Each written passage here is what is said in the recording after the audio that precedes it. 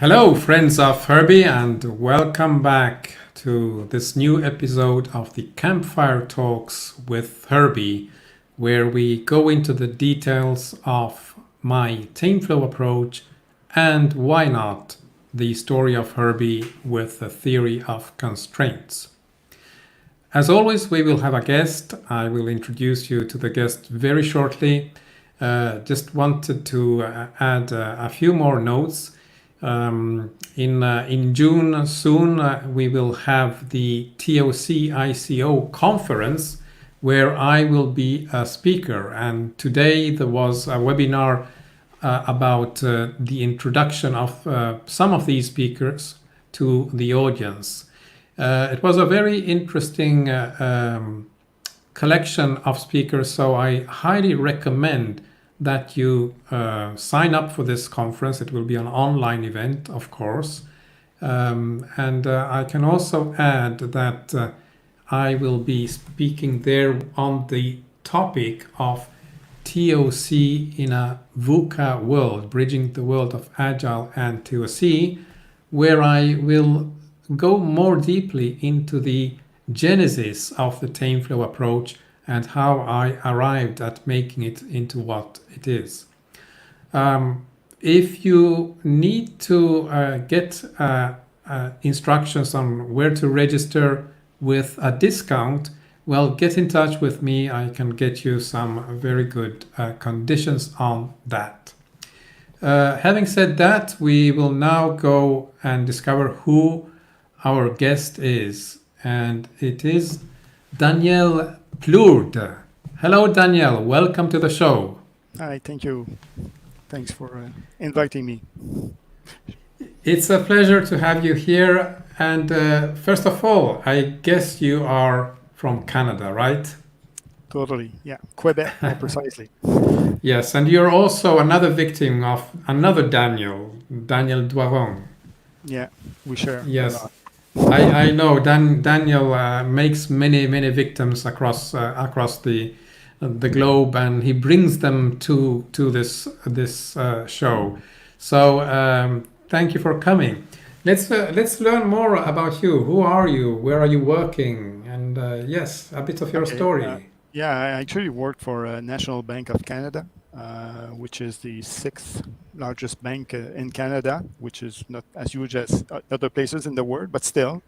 And just to give you an idea, we are about 3,000 people in IT, and we have over 1,500 applications or like legacy systems and new systems that we have to support and deal with when we want to deliver. And we did enter the agile world at some extent, but we had a lot of difference.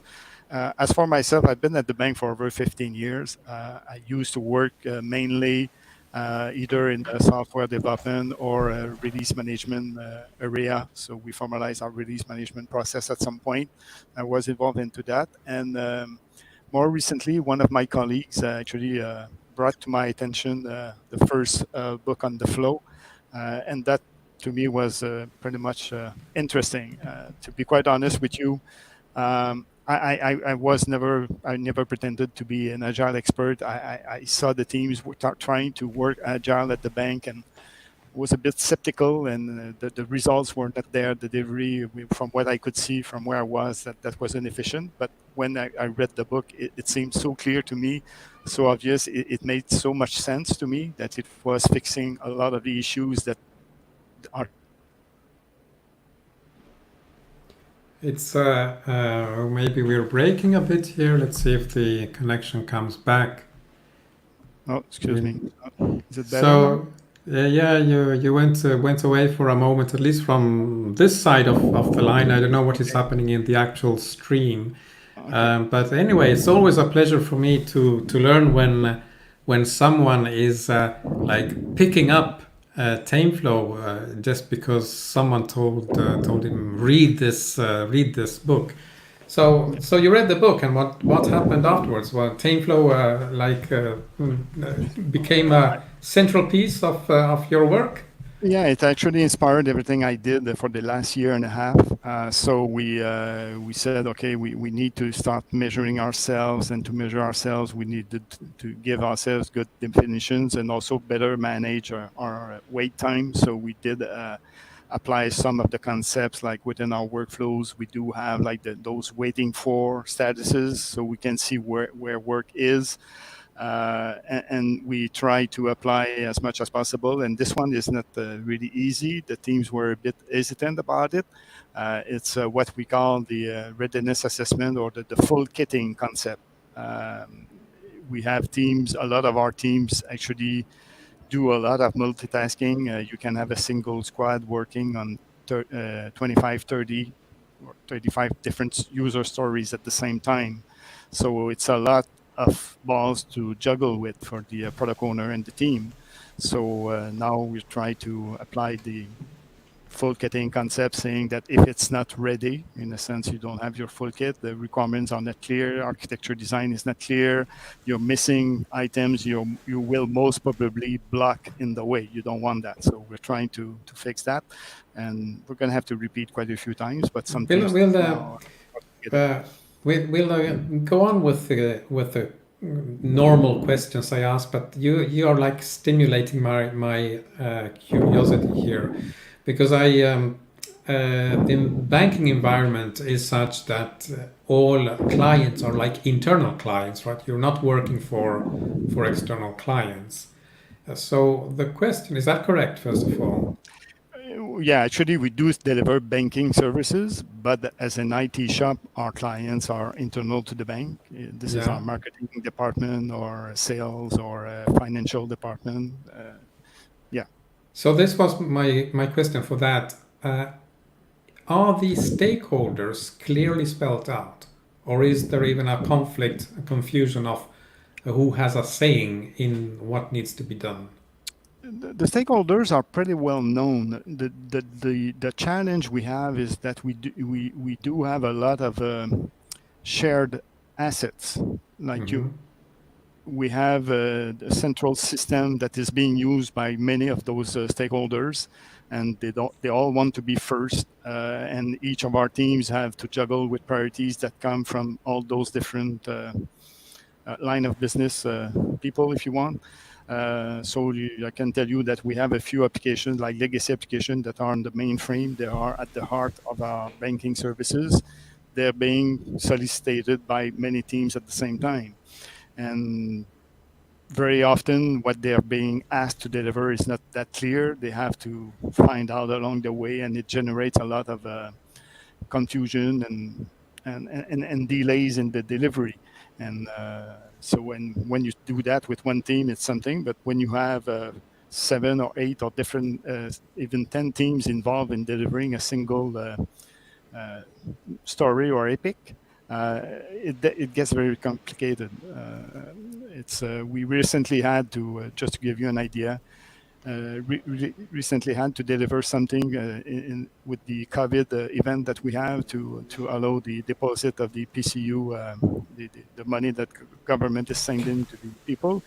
In terms of IT work, that's fairly simple to do, but just to deliver that piece of work, we had over 97 people involved for a 2-week period to deliver that thing. So that gives you a bit an idea of the challenge we have at the bank to deliver something. And now with the flow framework that we're implementing, we're starting to standardize, normalize, and most importantly, measure the efficiency or inefficiency of our work. Before that, it was not measured. We we knew that we did not meet our commitments, delivery dates quite often, but okay, we just push it 1 more sprint, 2 more sprints, and that was it. But now we try to get more predictable. So I typically ask if you're making a living in this sector, but you have already amply answered. So let's. You are, yes. So let's get a bit more personal. Explain, describe what a typical day in your life looks like. My personal life, I'm rather boring. Besides the few times in the year where I go hunting and fishing, which I love a lot, My weeks are rather quiet. I do walk the dog every day, and my children are all gone from home. So they're almost 30 years old. So that gives you an idea of my age. That's it. But when I get at work, I can tell you these days the phone is ringing because there's a lot of appetite for the flow, which is a good thing. But more and more people at the bank are now finding out about the flow, and we have a strong commitment from our the IT management team to deploy the flow framework and do whatever it takes to start measuring and improving our way of working. So being very solicited and like I said earlier, I've been at the bank for over 15 years, and it's the first time that I see so much changes, so many changes happening. Like it's quite a huge change that we're doing with so few resistance for this time. Normally, when we try to do those type of changes, there's a lot of resistance.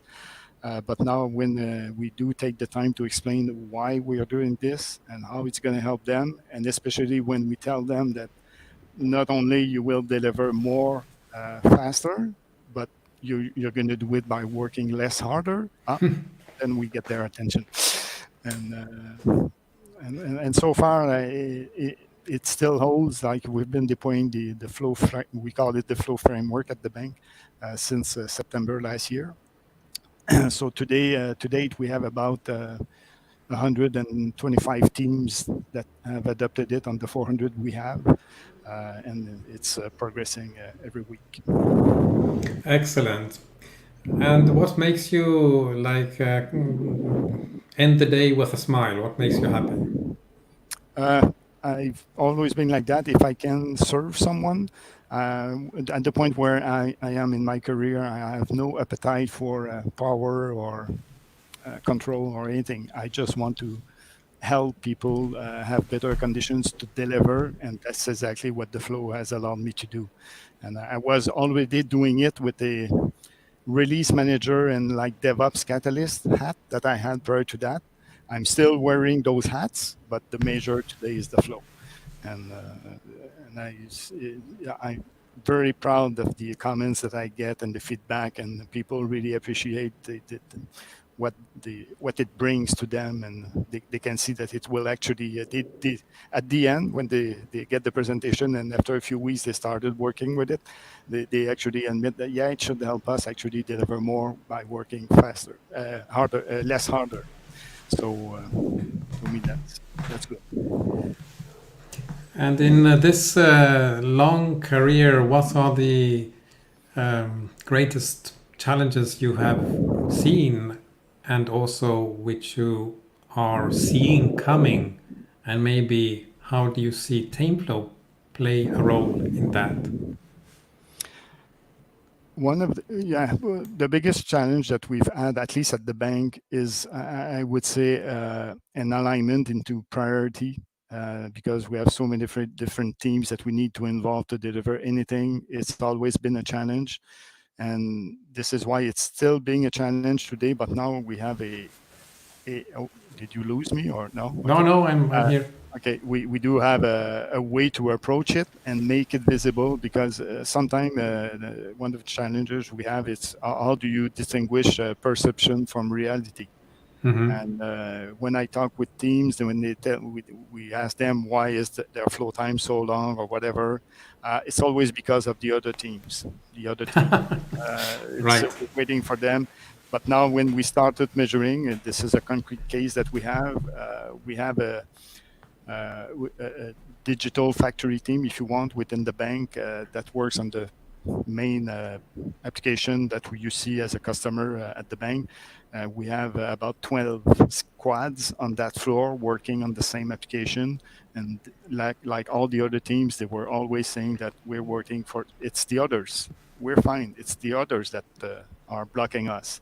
And when we started implementing the flow and measuring what's happening and where were the weights and everything, we realized that it was actually weights in between squads. Mm-hmm. They were not the squads were not structured properly, or they did not communicate properly. They did not do the full kitting all together. They did it on their side, and just that already fixed quite a few problems for them. But we need to bring it at the scale of the bank and do it with everyone. Yeah, it's such a typical pattern what you just described, and when you start measuring things properly, like magic happens. Yeah.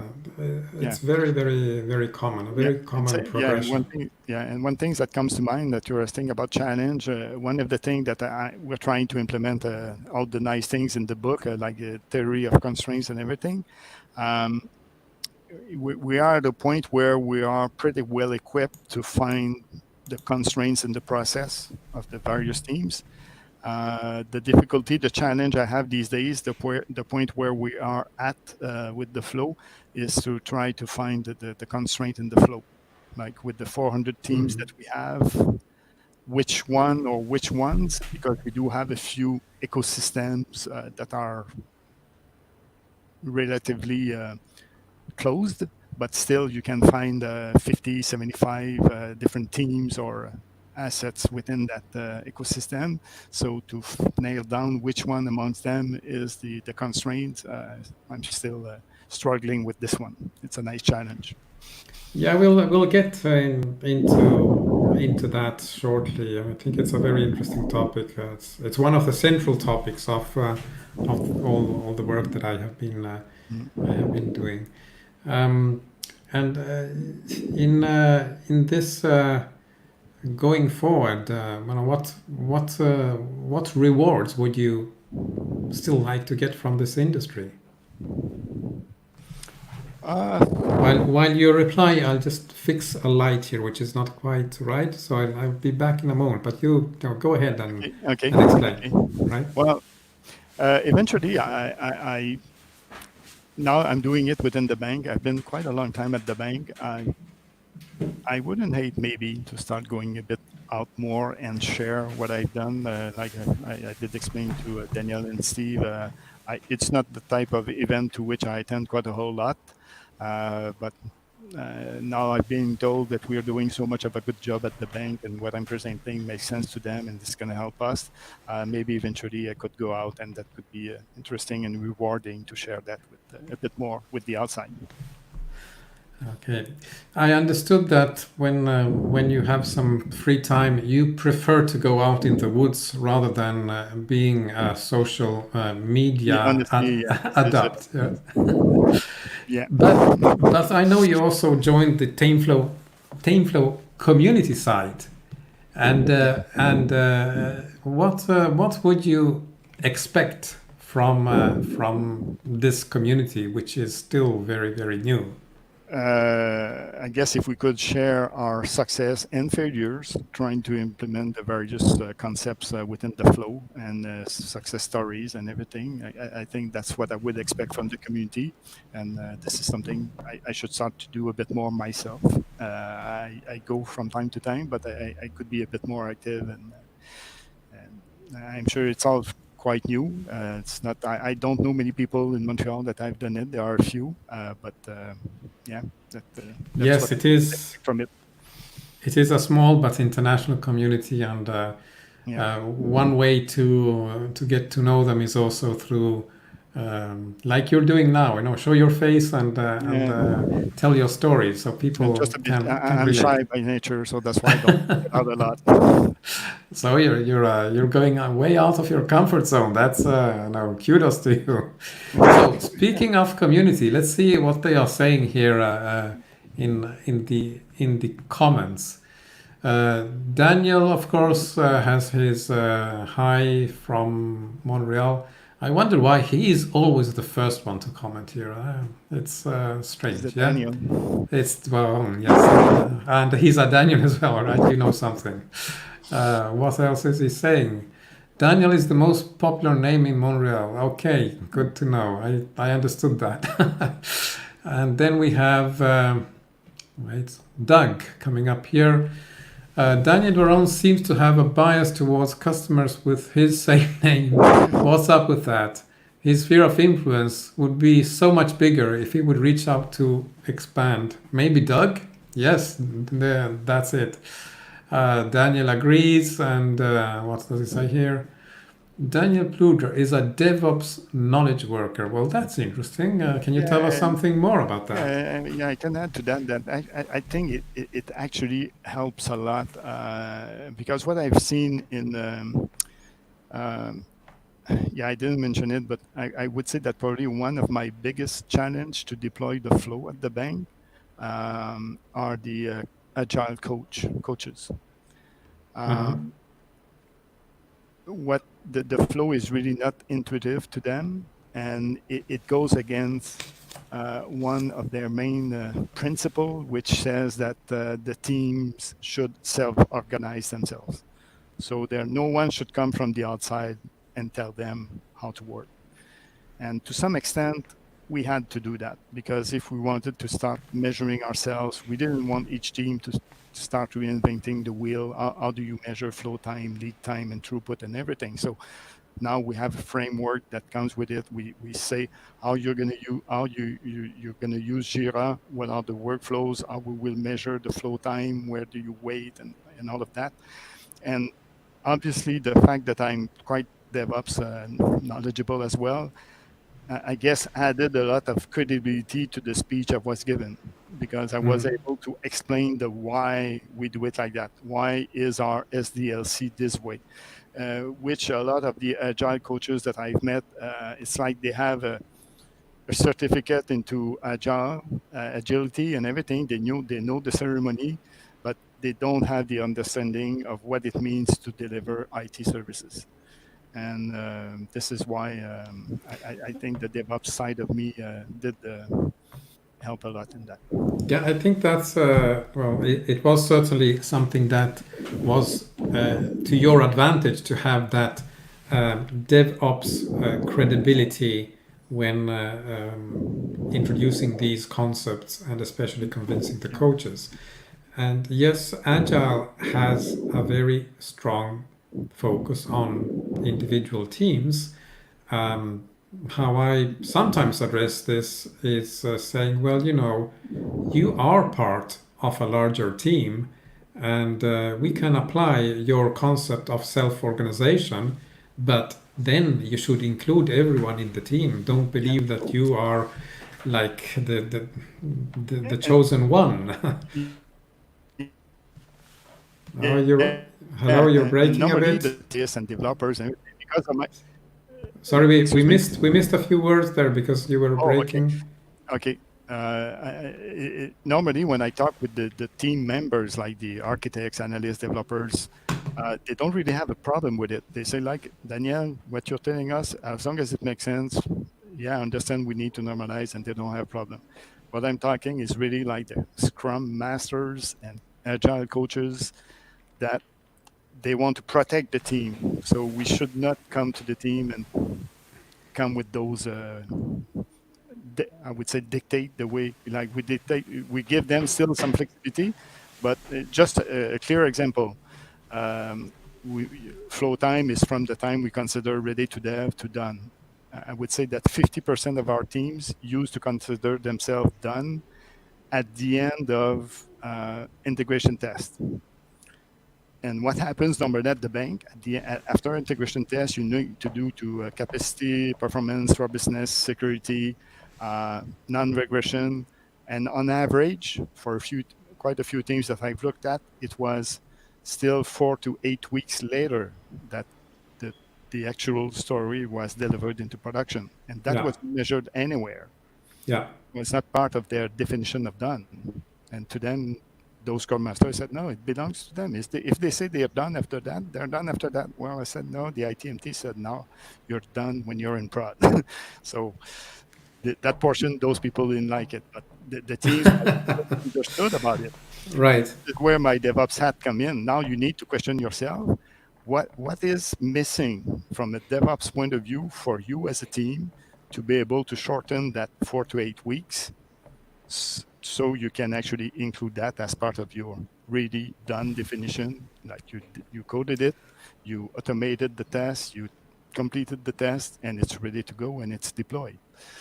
Yeah, I think it's not a coincidence. I mean, the DevOps movement, especially the works of Gene Kim with Phoenix Project and so on, were clearly and heavily influenced by theory of constraints.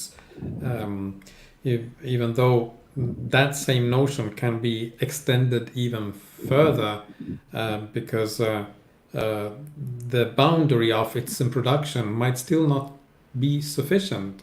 At a certain point, you must say, well, it's done when the final outcome or benefit has been collected. So when the customer has paid. Yeah. And I think that will be the next challenge in this industry when, like DevOps, when everyone is doing DevOps, the next thing is, well, now is finance involved in this?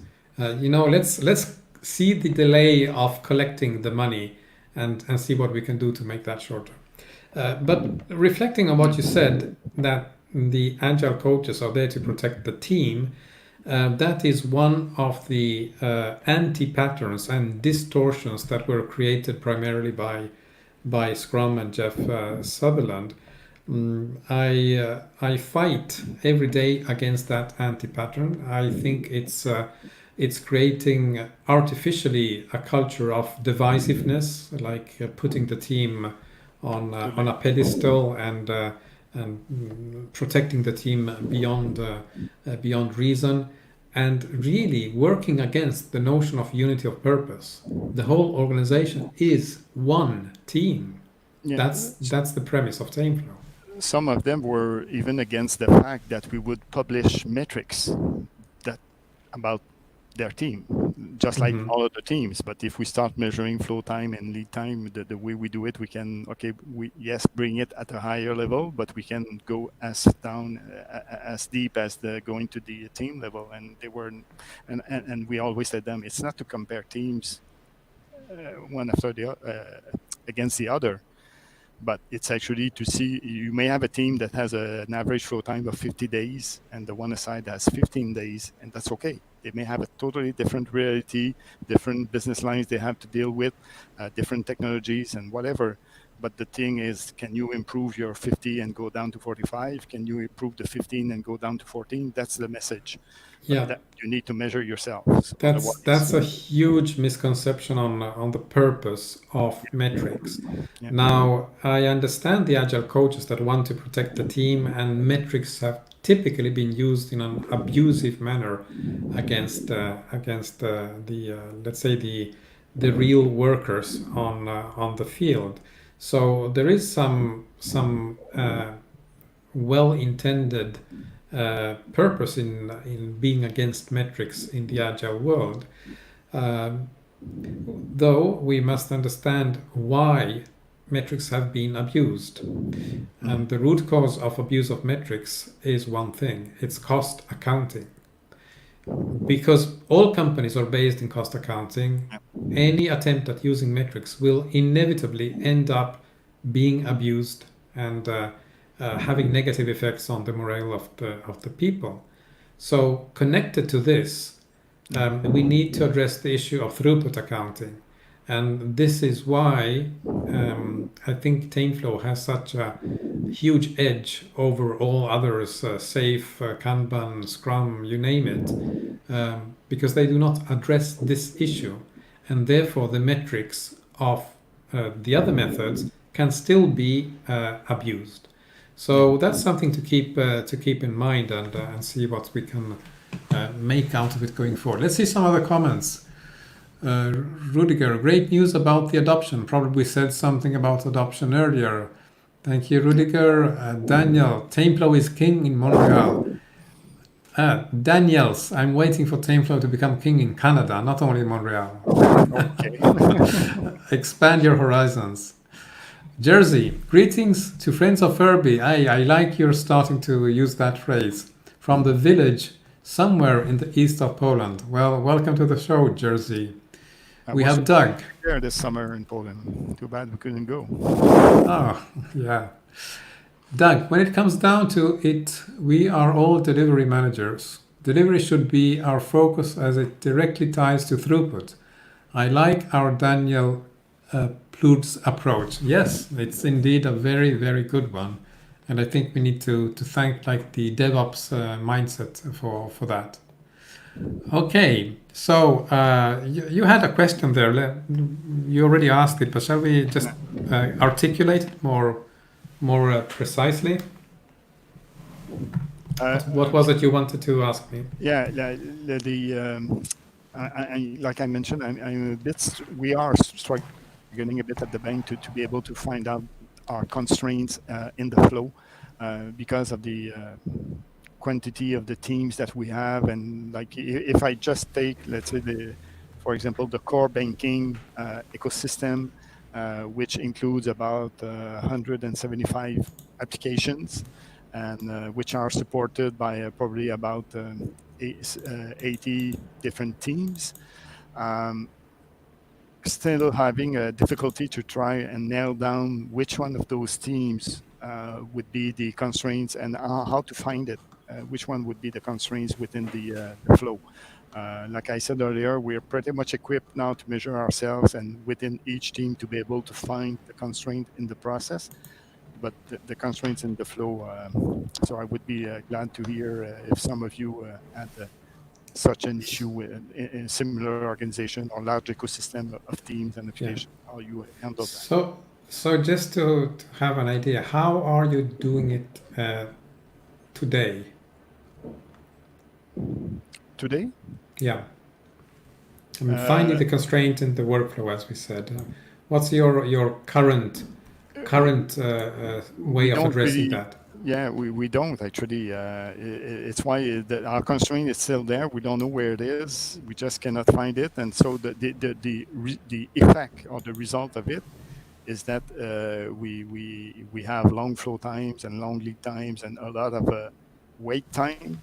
Wait time, I can confirm that issues wait on average over 80% of their lifetime, and I suspect it's way much more because the teams did not used to be really rigorous into indicating when the work was blocked. Now they start more and more, and we see the waiting work graphs go because as we deploy the flow, they're now they know it's being measured, so now they indicate when they are blocked, and we can start measuring it.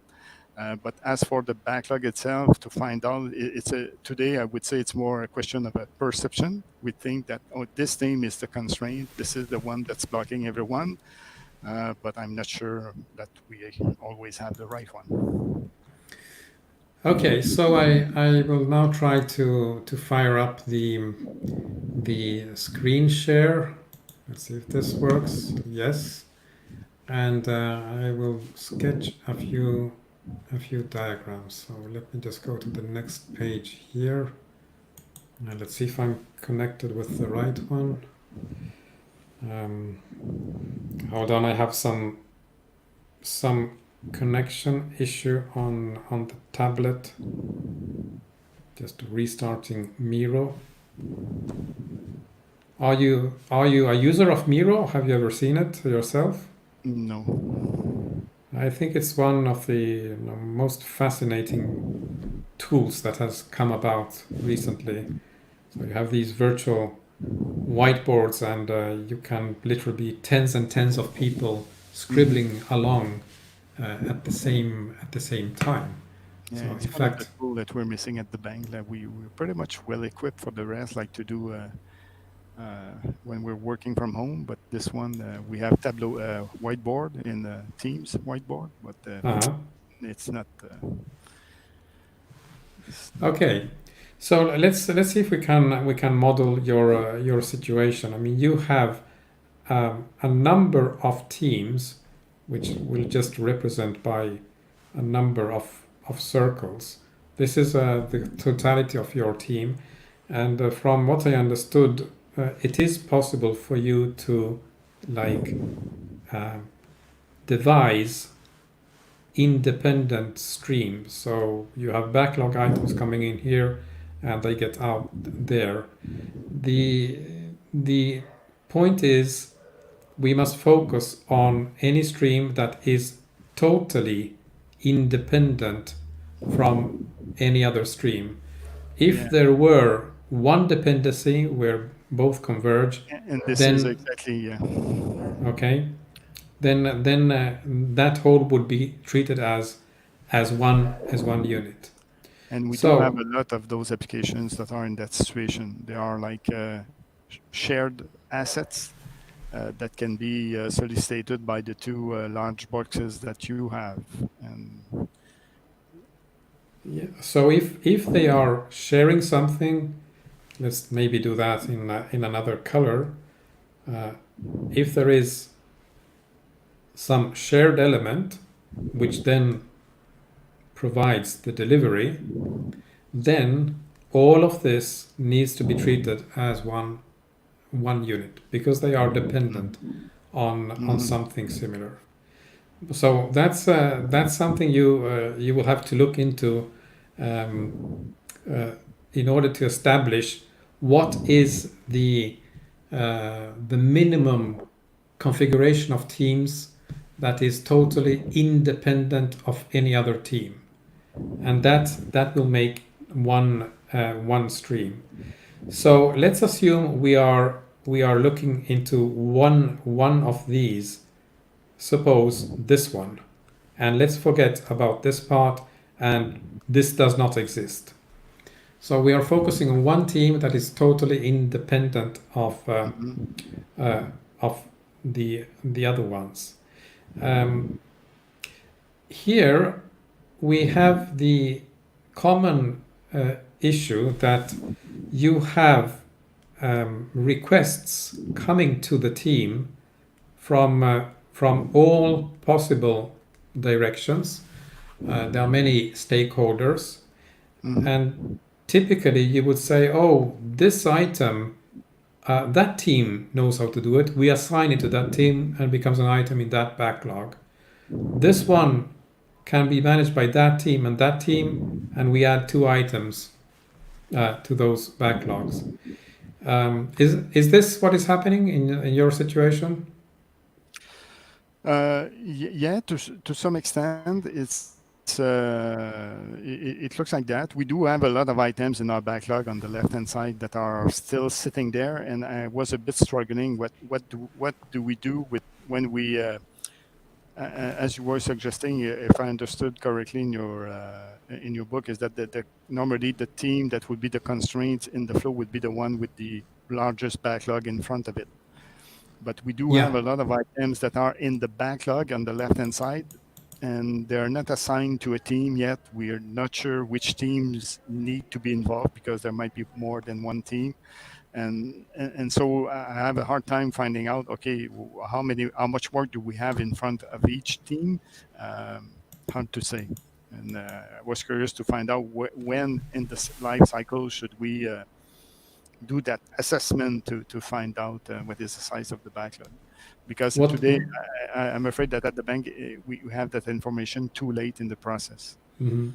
What I wanted to make sure is that if you have like a portfolio backlog here in front of the team, um, question: do you experience this phenomenon that we just described here? That something comes in, does not go into the portfolio backlog, but is like Oh it's yeah. skipping the queue and Oh goes yeah, yeah. directly to the We team. have that. We have that too. Well, like we do have production incidents or urgencies that were not really part of the PI planning for those that work in safe and have to be rushed away. We do have that too. But even though we didn't have those, just the complexity to manage a relatively planned backlog and structured backlog today, and especially also that our teams do not manage their backlog all the same way. Some have it at a very granular level. Some it's a very rough level, if you want. So it's I'm still we're trying to standardize that, but it's kind of a bottleneck for now to try to implement that theory, that concept to identify the constraint based on the size of the backlog. It's so different from one team to the other that we may have like the backlog in red that you have. We may have several like that that come from the different stakeholders that are not at the same level of details. Okay, so what I would do next is to start addressing exactly that point, that any item that comes in, let me change color again, any item that comes in should not go to the team, but must necessarily go to the big backlog at the front. Yeah, ideally. Because if we don't have full visibility of all work that there is to do, there is no way we can meaningfully do a good prioritization. Even the items that are urgent should go through this workflow. If they are urgent, what will happen is that they will skip the line and go to the top of this, but they will still go through the process. Yeah. So how does it look like? Let me maybe flip the page here. Going to the next page. So we had those 4 teams, which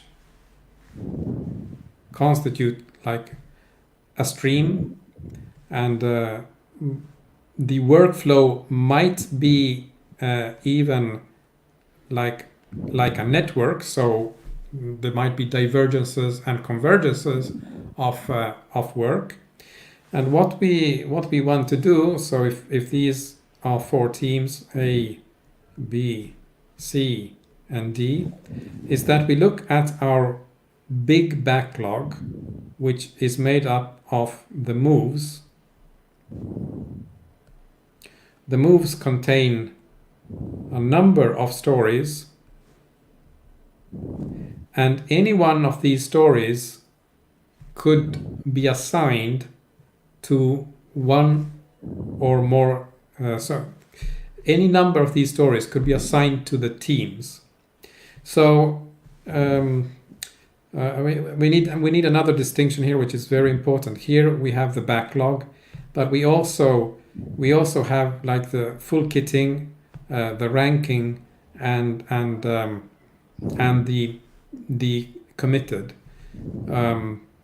So maybe I need to draw this a bit better. Let me just do like this.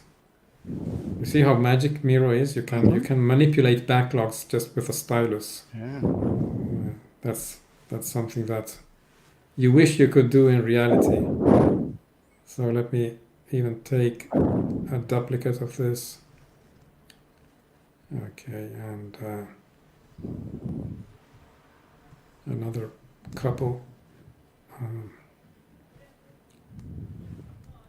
There. Not quite there yet. Okay, I'm even tearing up the stories. So that's something you can do when you're not happy with a story. You break it apart. But okay, there we go. Something like that. Wrong color. We are there now. Almost. Excellent. That's where I wanted to be. So what you can say in this situation is that the things that are committed, even if they are not quite in the workflow yet, they are in front of the workflow. They are already creating the load that you know for sure will affect the workflow. So you can take these stories that we have inside these moves and just point them out. The first move maybe looks like this. This is the load of the first move. Okay, so we draw like our line. Oops, sorry. Like that, more or less. This is move number 1 and number 1 here. Then we take the second one and again we distribute these stories. And this is number 2. Yeah. And we go on doing this, I don't entertain you more with the drawing, but you see we have distributed the things that are committed.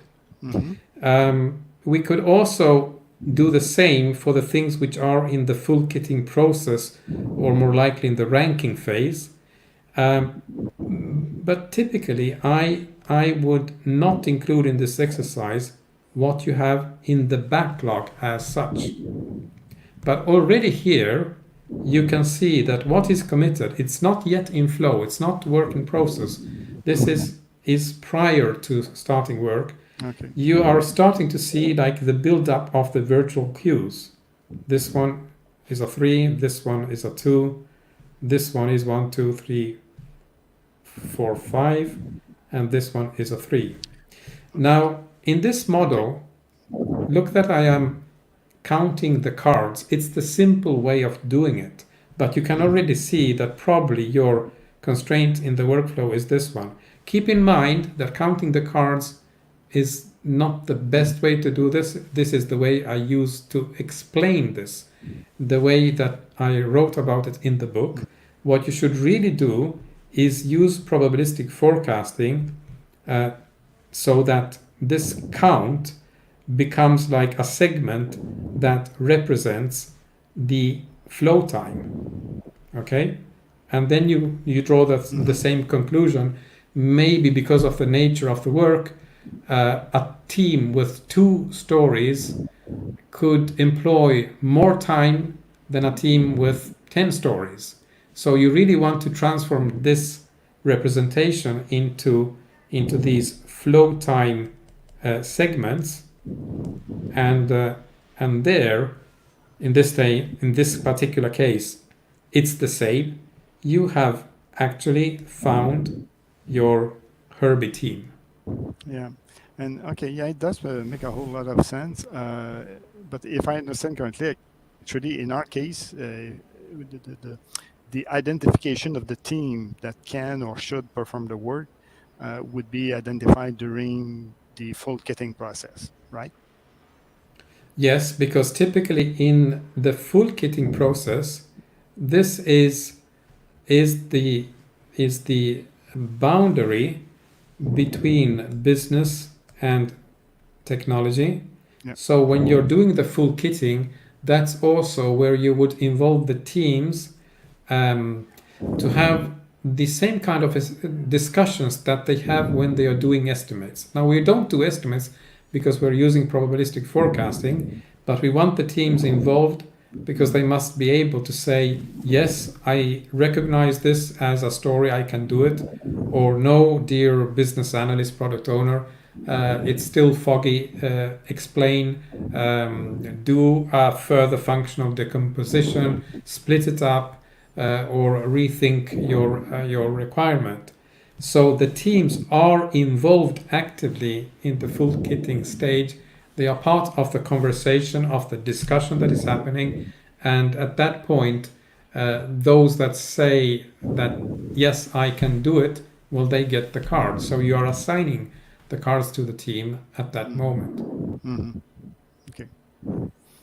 Yeah, okay. So, gives me pointers to follow, yeah.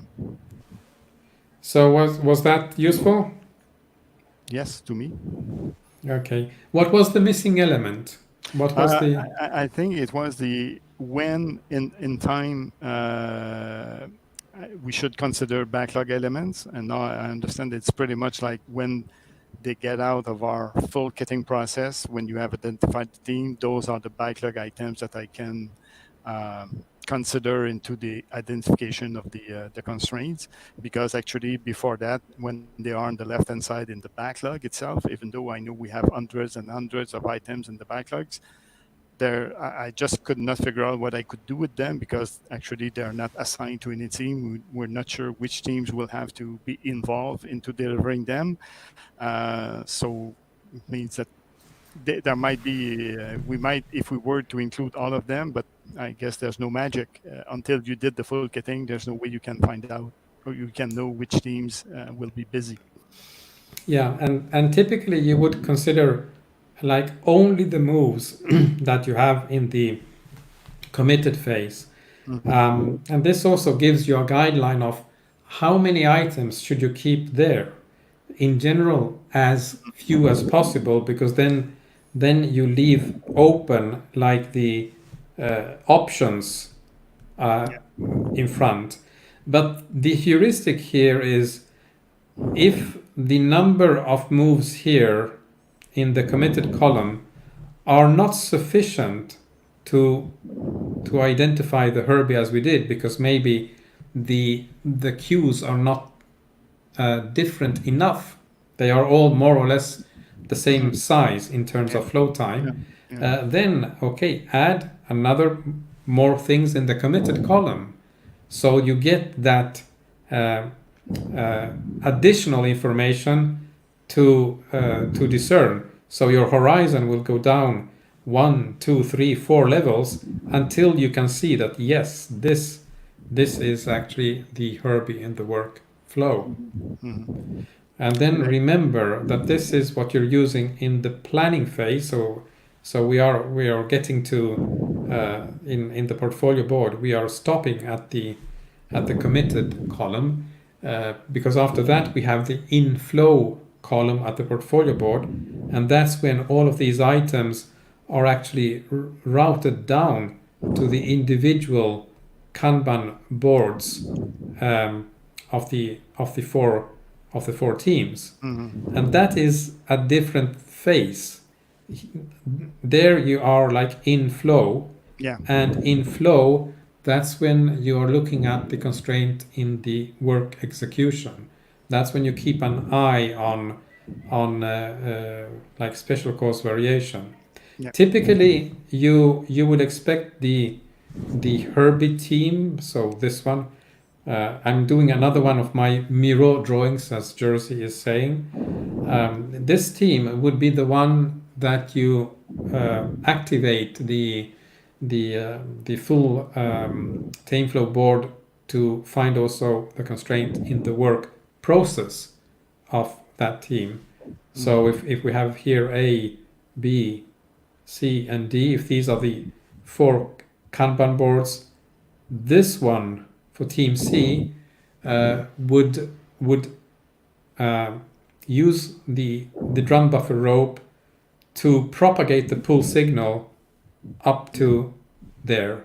But if during execution the constraint in the work execution changes, so that maybe it becomes team A, just for argument's sake, if that signal persists, that A is always in red during execution, then you move the constraint from C to A during execution.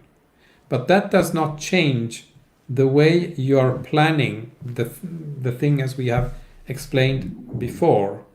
Of course, if A is always slower because maybe the configuration of the team has changed, there are more or less skilled people, or someone has left, or the nature of the work has changed, eventually that fact will be reflected in the average flow times.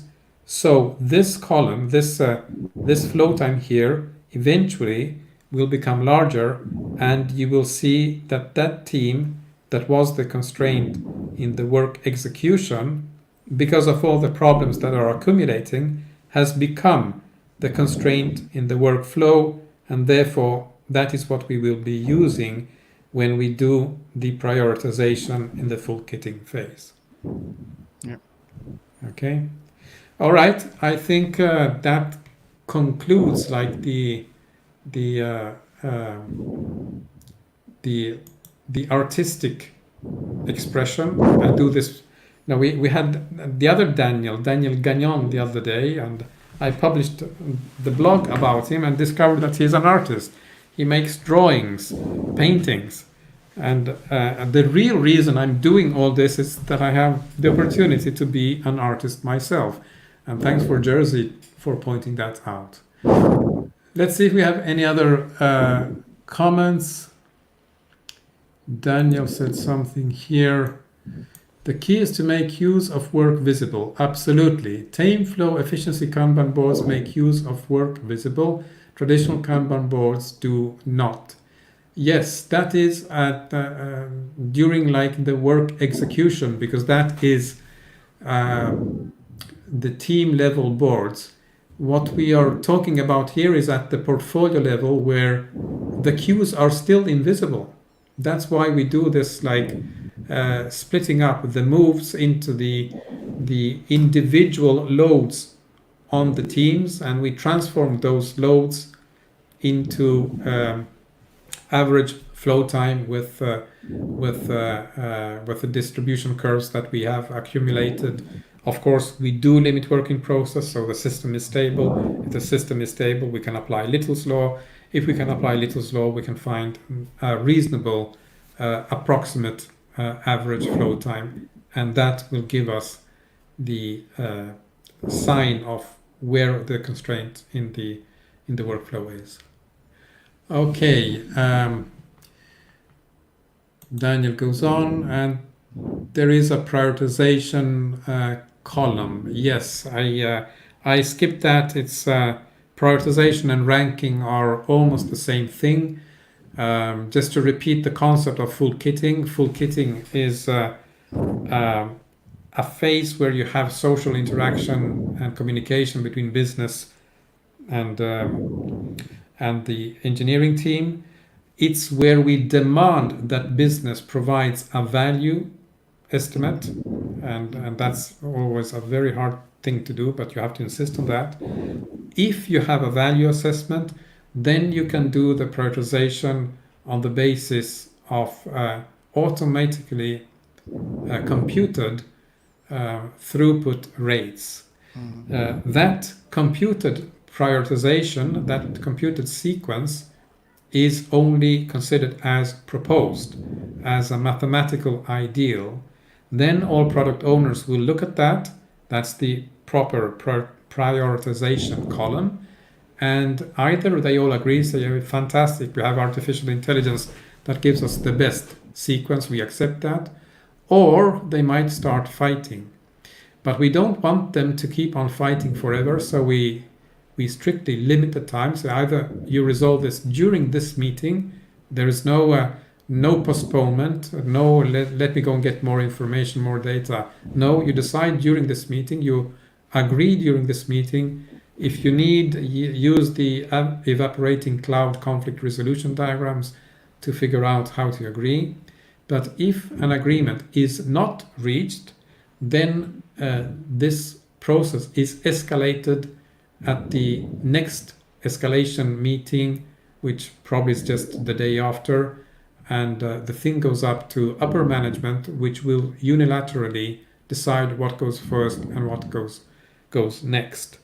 So at that point, you know the order you want, and you can pick like the topmost items and put them in the committed column. But you try to keep the committed column as thin as possible. Daniel, again, full kitting, ranking, prior, all use different metrics to arbitrage the work. I'm not quite sure, Daniel. You would have to explain what you're thinking there, because the metrics are only two. It's average flow times and dollar value. That's all we use. We don't use any other kind of metrics. Rudiger, very interesting. Need to play around with some boards, record metrics, and see how I can visualize it better. Absolutely. No, getting this in a visual state is absolutely fundamental, and that's where we need, I would say, the development of new tools, because what is out there is just not supporting this. And doing it with Excel sheets is possible, and probably the only viable option for the time being.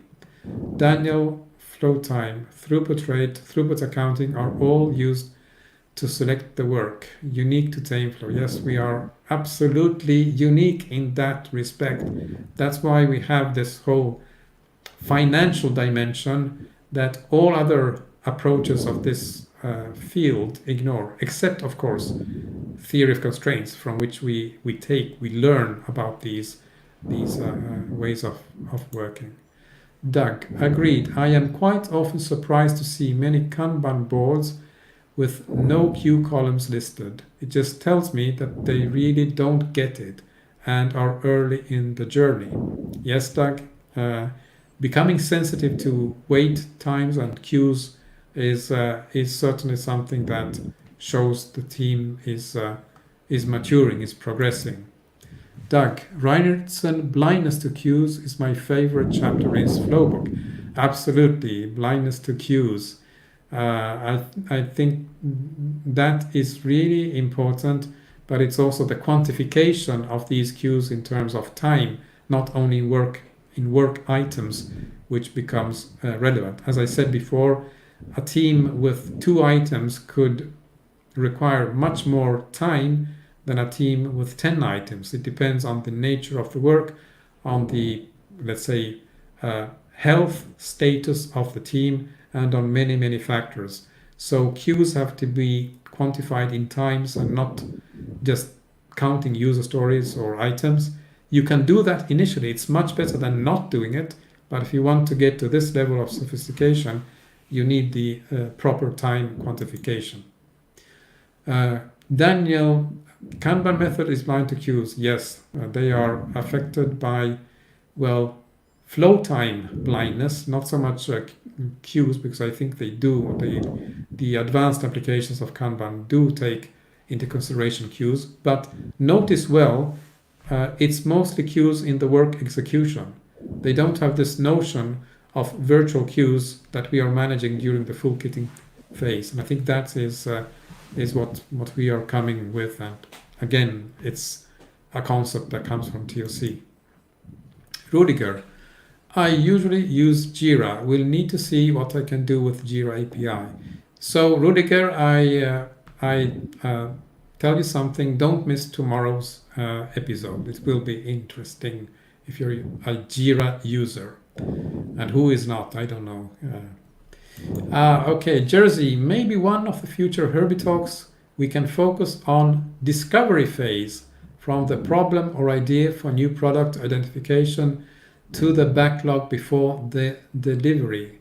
What do you think about that? Absolutely, upstream Kanban, discovery Kanban, design thinking, jobs to be done, lean startup, all these things which are the exploration of what to do, the discovery of what to do, are entirely part of what we're doing in TameFlow, even though they are not the topic of the book that we have published, which focuses only on the like delivery part, the implementation part.